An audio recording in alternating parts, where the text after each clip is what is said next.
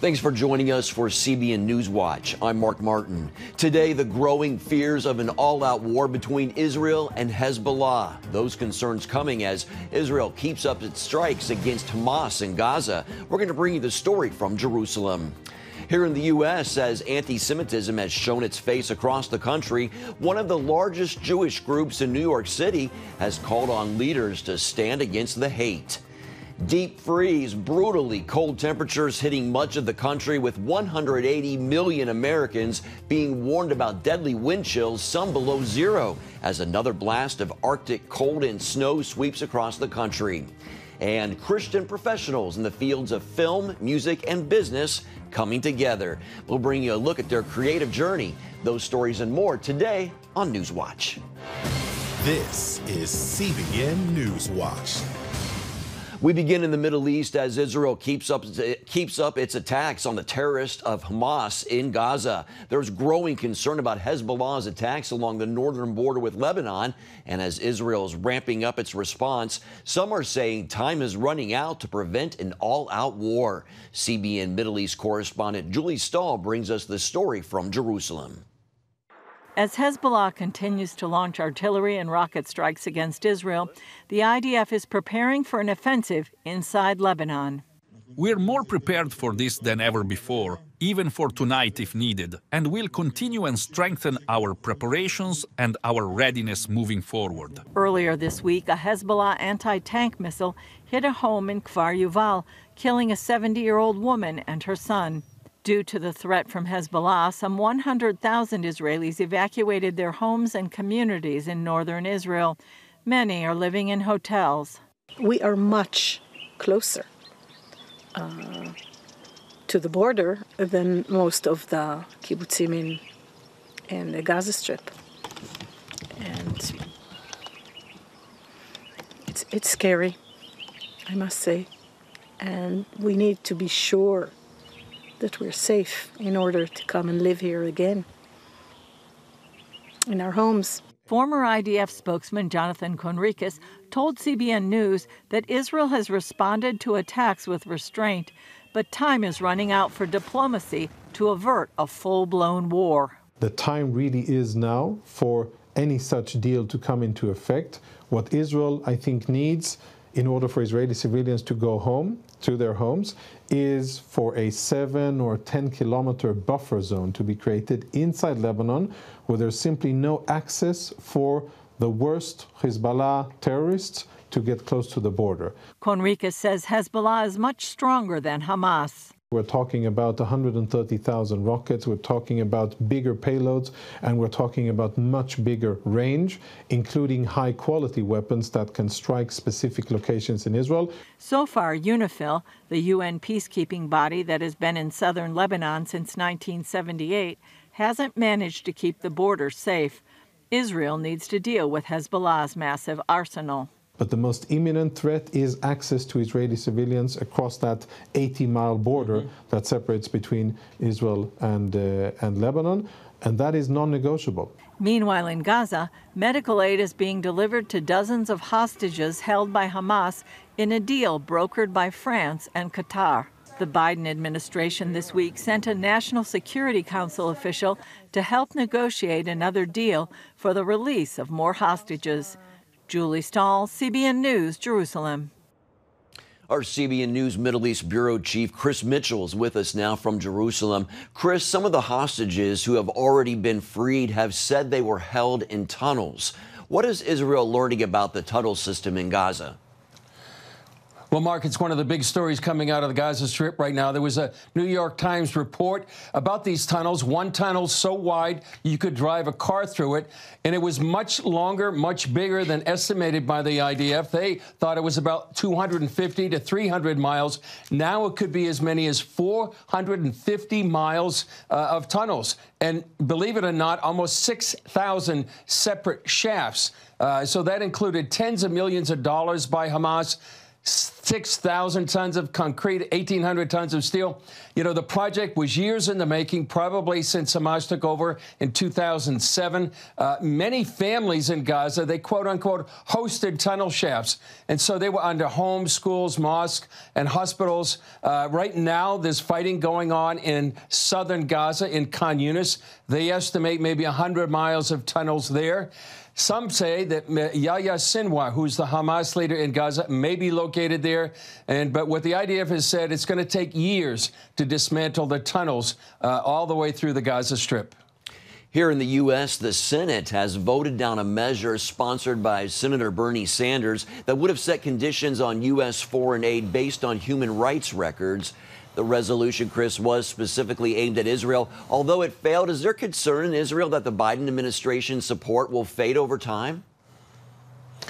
Very much so, Mark. And I think that's one of the big debates or concerns going on right here in Israel, is that the U.S. is going to stop or limit Israel from meeting one of its main goals, which is during the war, which is eliminating Hamas. The White House apparently wants a low-scale conflict. And as Bernie Sanders, with that resolution, he's representing one wing of the Democratic Party opposing the war, demanding a ceasefire. And so what this wing is doing of the Democratic Party is influencing the White House. So they're trying to balance allowing Israel to maintain its war, but also trying to limit the political pressure they're getting. But here in Israel, Mark, there's a really growing movement to send a message to the government: don't stop short of victory. And that means two things: eliminating Hamas and getting all of the hostages back.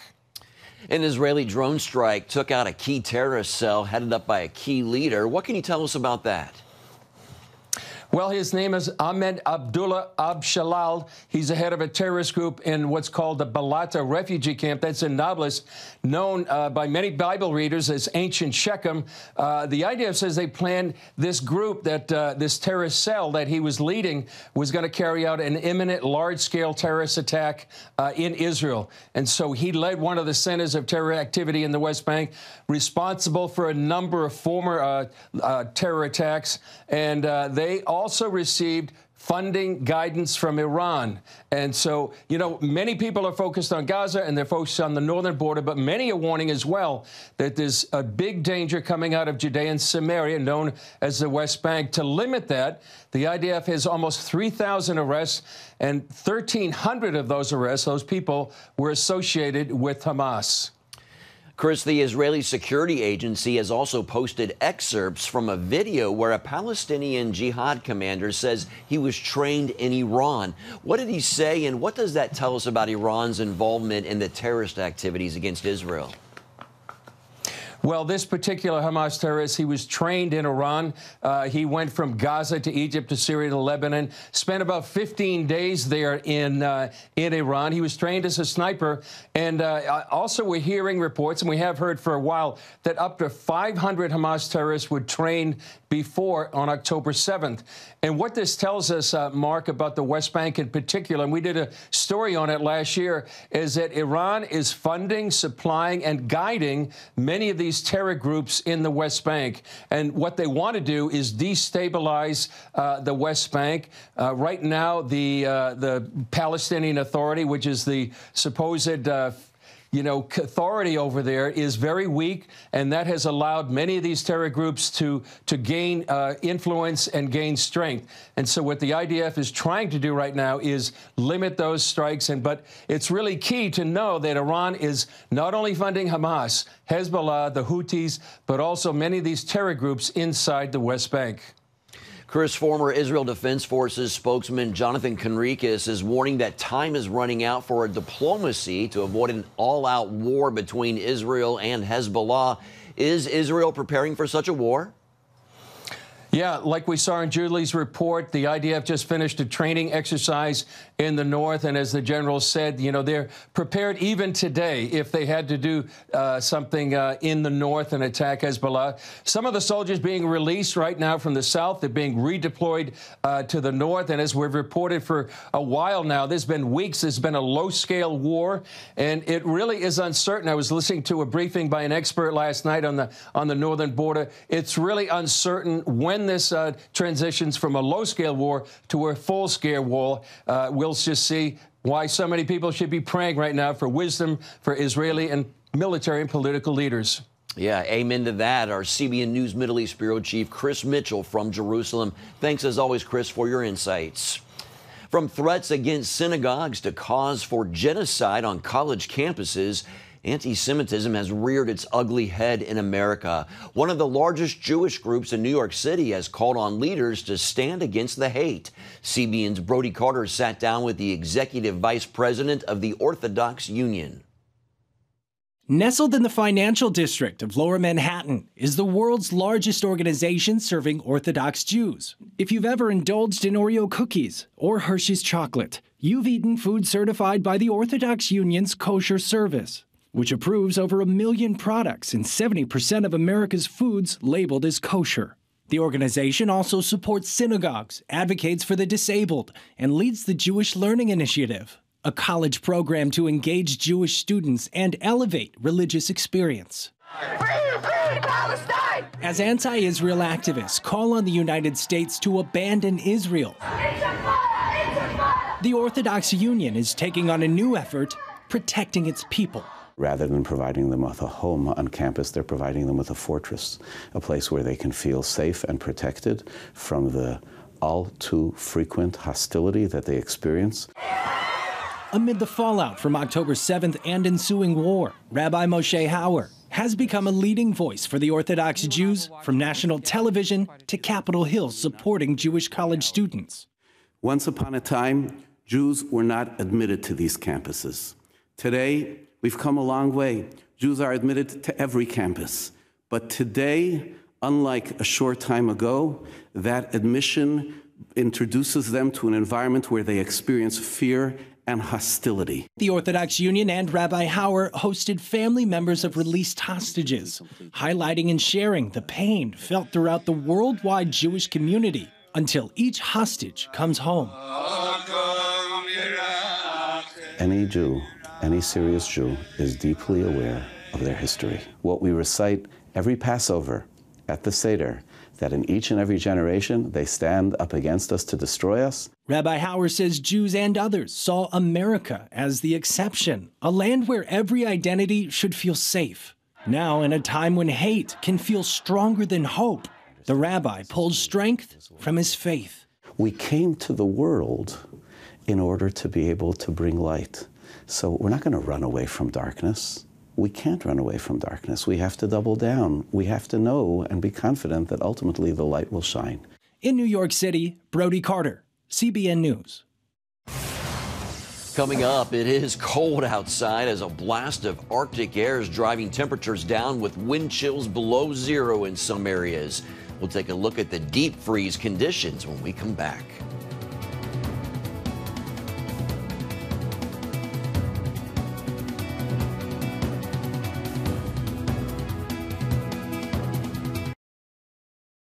Download the CBN News app. One place for all of your news. Breaking news alerts. Watch CBN News Channel Live. CBN News. Because truth matters. Get the CBN News app today. Welcome back. 180 million Americans are under wind chill advisories or warnings as another blast of Arctic cold and snow sweeps across the country. The frigid temperature is expected to reach even as far south as the Gulf Coast. CBN's George Thomas has the details. Brace yourself. The next couple of days are going to be cold for most of the country. From Chicago. This thing on my neck is helpful. I got 2 sweaters on. Made in Peru, where it must be pretty cold too. To Philadelphia, where Isaiah Stout's daughter and friend couldn't get enough of the white stuff, the most the city has seen in nearly 2 years. When they woke up this morning, see snow all over the ground, they lost their minds. 80% of the country expecting below freezing temps. Fierce snowball fights along the National Mall in our nation's capital, where folks were hit with nearly 3 inches of snow. It's a lot of fun. I've been waiting a long time. Meanwhile, folks in the upper Mississippi Valley and as far south as the Gulf Coast could see high temperatures in the single digits and teens. At least 9 people have died as a result of the cold weather, 6 alone in Tennessee. Knoxville getting pummeled with 11 inches of snow, pushing temps there to 15 below. In neighboring Kentucky, state police had to use a helicopter to rescue 4 campers stranded by winter weather in the Red River Gorge. One official calling it one of the most dangerous rescues ever attempted in the gorge.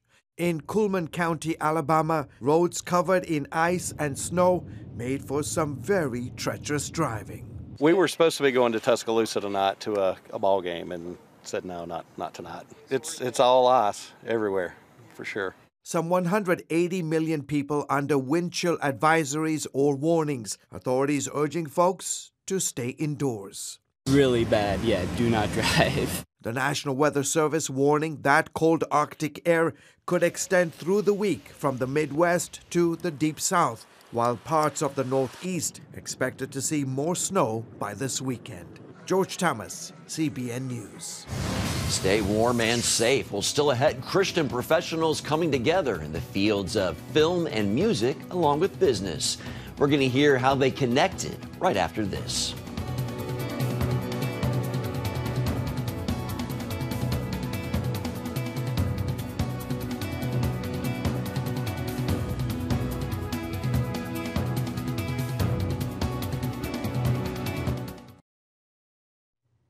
Thanks for staying with CBN NewsWatch. Echoes of Creation is an event connecting Christian professionals in the fields of business, film, music, and more. It is co-founded by Michael McIntyre, and he sat down with Ephraim Graham to share more on the creative journey.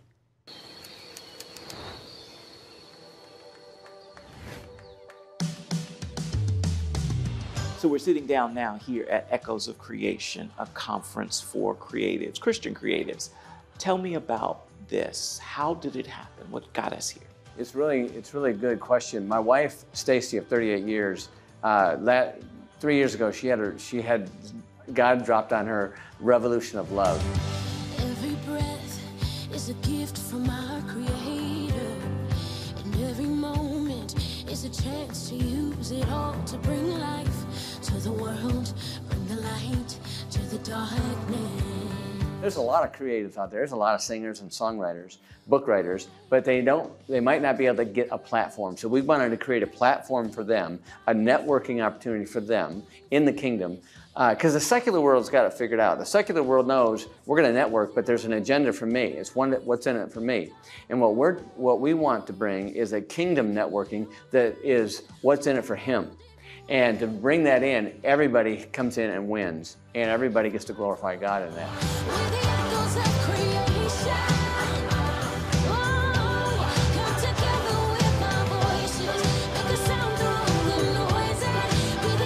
The title of this conference and your work is Echoes of Creation. Where'd that come from? I came up with that. God's the ultimate creator, right? God is we're all made in His image. When He created us, we are made in His image. That means we all have creativity. Whether you're an actuary, an accountant, a banker, a songwriter, a movie producer, a film actor, we all are creative. And so we all are echoes of His creation.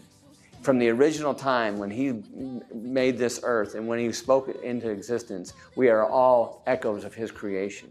And so I looked at that as a renaissance, as a revival, especially in the Christian community. Now, what's the process of putting this all together? What's it been like? It's really stepping out of our own comfort zone. Okay, it's been stepping out of the boat and trusting in Him. The process has been hard.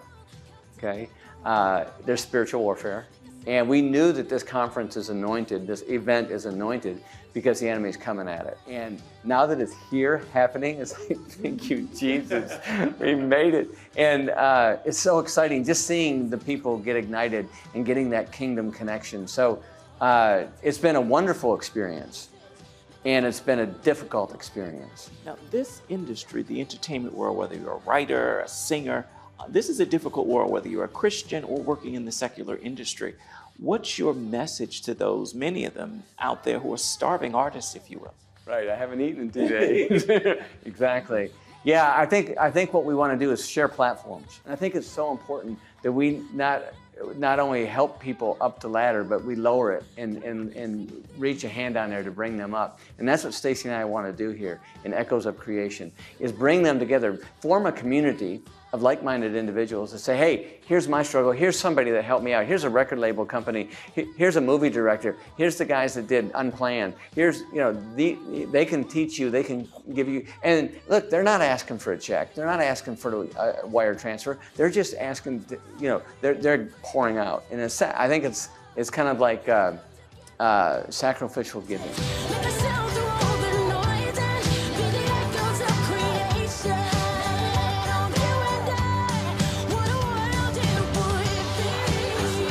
Want to help them in all aspects, kind of a holistic approach. But yeah, it is tough, and we want to make it easier for them. We want to make the path easier, but a righteous path.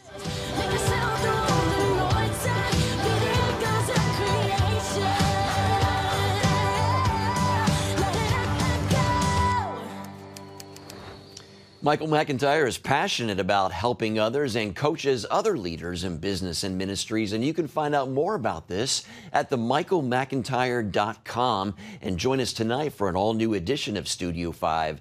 Ephraim sits down with former 700 Club co-host Sheila Walsh. The speaker and author talks about her new devotional and personal battle with clinical depression. You can catch the new episode tonight on the CBN News Channel, 8 o'clock Eastern, and you can also watch it on the CBN News app or on YouTube. Coming up, snow may have shut down the nation's capital Tuesday, but that did not stop some hardy souls from taking part in an area tradition, a snowball fight. We'll bring you a look when we come back. Stay with us. Finally today, the Washington, D.C. area saw its first significant snowfall in 2 years this week, creating the perfect storm for a snowball fight. One group is making the best of it in a local tradition. It's being called the Battle of Snoppenheimer after last summer's blockbuster nuclear bomb movie, Oppenheimer. Dozens gathered early Tuesday morning on the National Mall for a huge snowball fight, as you see there. The Washington, D.C. Snowball Fight Association posted on X about the last-minute battle taking place between the National Art Gallery and the Air and Space Museum. It's the 16th snowball war planned by the group since 2010 and the first since 2021. Who knew? Looks like a lot of fun. Wow, some great shots there. Well, that's going to do it for this edition of CBN NewsWatch. Remember, you can find more of our news programs on the CBN News Channel anytime or online with cbnnews.com. Also, tell us what you think about the stories you've seen, and you can do that by emailing newswatch@cbn.com. You can also talk to us on social media. Hope you'll join us next time. Have a great day.